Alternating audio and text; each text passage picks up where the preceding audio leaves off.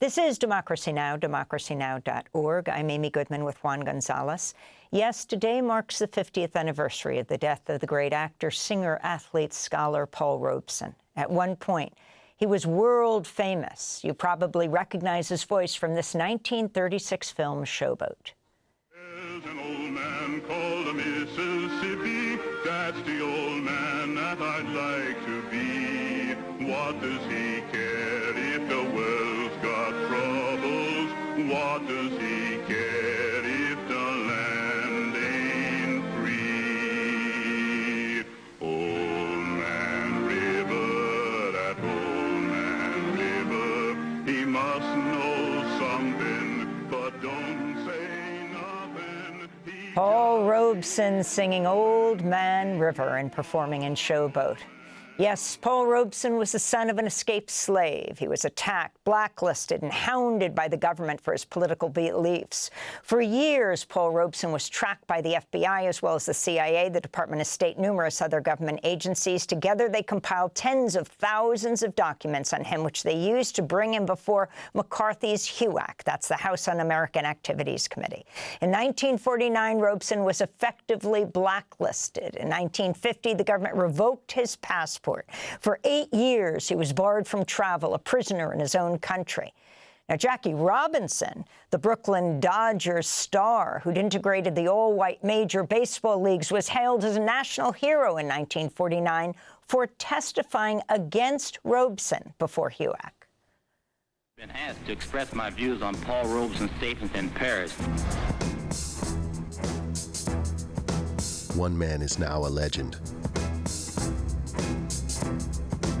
The other was erased from history.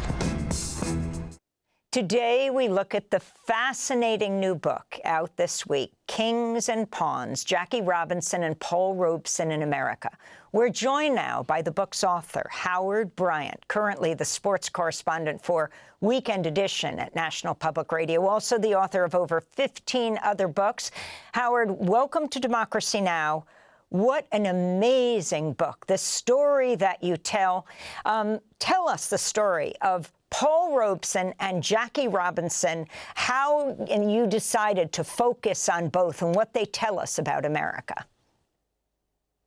Yeah, well, thank you for having me on the show. It really does feel like what is past is prologue. So much of working on this book of Paul Robeson, who, of course, was a victim in the center of a lot of the McCarthyist tactics that we see today, facing off against Jackie Robinson, who really did feel compelled by his employer, by Branch Rickey, the president of the Brooklyn Dodgers, to testify against Robeson to show that African Americans were loyal to the United States after Paul Robeson had given a speech in Paris in 1949. These two giants who had never met one another were really placed in opposition to to each other in front of the most notorious government body that this country's ever produced. And this book is really the story of these two giants on opposite sides of the political spectrum in 1949, but actually had much, much, much more in common than we would have thought.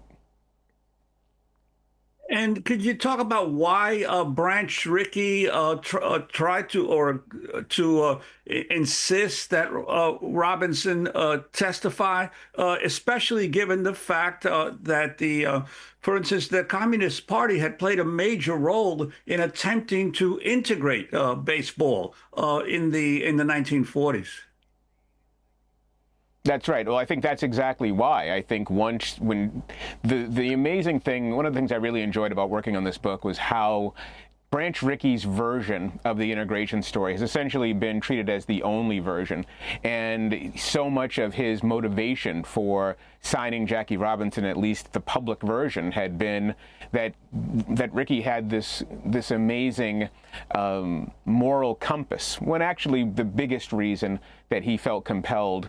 He did have a moral compass here. He did really, go up against his fellow owners who saw signing Robinson as a huge betrayal of them. They wanted to keep the game all white.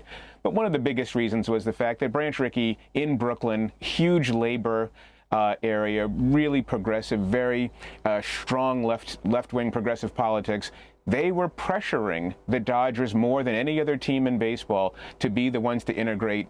And Ricky really had I wouldn't say he had no choice, but he absolutely was under pressure. It wasn't simply just his moral compass. It was the fact that the pressure from political groups from the progressive side really pushed to make this happen. That's how movements change. And in terms of the what Robinson actually said in Congress, and did he have second thoughts later in life about his role? Yeah, I think one of the hardest things for Jackie Robinson was the fact that he never wanted to testify in the first place. He felt obligated to branch Rickey. And later on, after he had testified against Paul Robeson and after the violence that had come after his testimony, 2 very bloody riots in Peekskill, New York, followed Jackie's testimony. And his legacy never really survived this. It was something he didn't really want to do, but he felt a loyalty to branch Rickey. He felt a loyalty to say something on behalf of Black Americans. And his widow, Rachel Robinson, who, by the way, is still alive at 103 today, believed that there was nothing that Jackie would have wanted to take back more. Between that and his support of Richard Nixon in 1960, that these were the 2 pieces of advice that Rachel Robinson felt that did not help Jackie and haven't helped his legacy.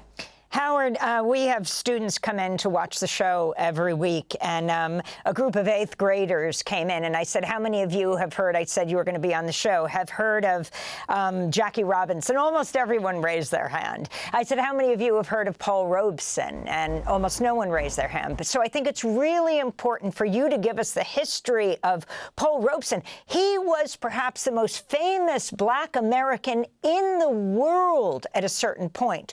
And talk about what it meant for him to have been so gone after by the CIA, the FBI, and having his passport revoked because he was a world-famous actor and singer. Yeah, I think it's a great example of what is, once again, what is past is prologue, and what you feel is impossible is very possible. I think one of the things that I wanted to do with this book was to really make it clear how similar the times were between the 1940s and the Paul Robeson McCarthy era, and what is happening today in terms of the assault on education and higher education, the assault on civil liberties, the forcing of loyalty oaths, all of this playbook, the closing of the borders. So much of what is taking place that took place then is taking place now. And when you look at somebody like Paul Robeson, who is a giant, who is one of the most accomplished Americans this country's ever produced, he is not just, you talk about Jackie Robinson integrating the major leagues in 1947. Well, Paul Robeson integrated Broadway in 1943. Paul Robeson was a lawyer, a Columbia-educated lawyer. He played in the National Football League. He was one of the greatest college football players of all time as an All-American in 1917 and 1918. This is a giant of a man. And so to see how powerful those political forces are that silenced him and really did everything it could to erase him so these young kids today don't know who he is, tells you about the importance of maintaining stories. And as the great Pulitzer Prize winner David Maraniss has always said, history writes people out of the story, and it's our job to write them back in. And 50 years after Paul Robeson's death, it's time for a reappraisal of one of the great Americans. And in 1949, Life magazine ran a spread of people they considered dangerous and un-American. The list included figures like Langston Hughes and Albert Einstein. Can you talk about the parallels you see with the media in 2026 and the complacency and even cooperation with the Trump administration?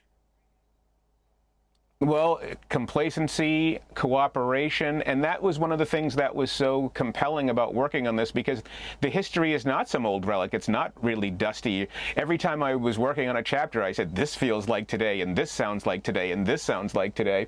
And when you look at the complacency that we have today, so many people look back at that time and said, how did we allow that to happen?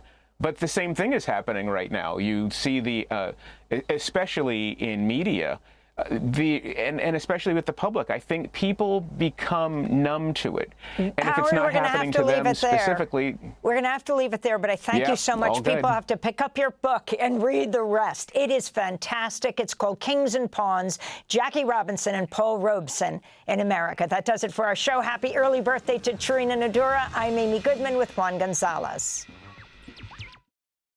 Thanks for watching Democracy Now! On YouTube. Subscribe to the channel and turn on notifications to make sure you never miss a video.